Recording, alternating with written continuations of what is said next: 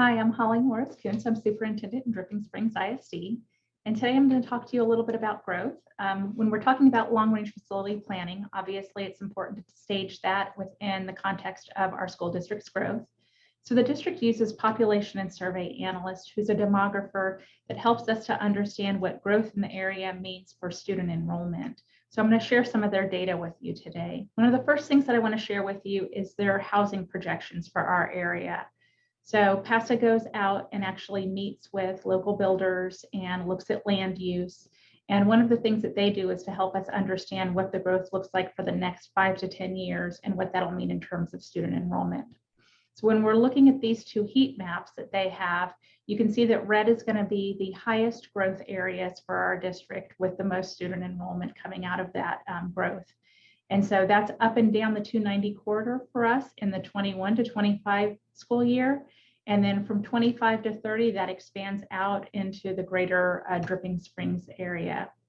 If we look at that over the next 10 years, then we can see there are a lot of housing projections that are going to be coming to our area. You see a table from their data of some of the key housing projects or neighborhoods that'll be coming in that will bring us the most student growth over the next 5 to 10 years. And so we're looking at about 10,000 houses during that time frame.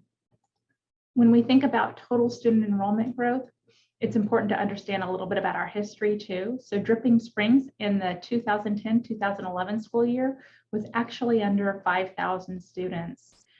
So here we are within this bar graph at 21-22, sitting at about 8,000 students, and we saw 10% growth from last year.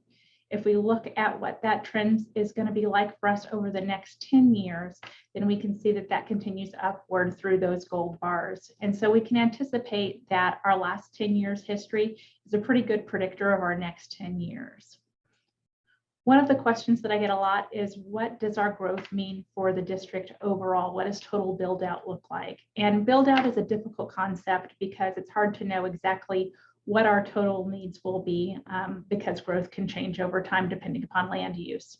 But roughly what we estimate is we would need, if we were building elementary schools at about the 850 student enrollment mark, we would need about 12 elementary schools.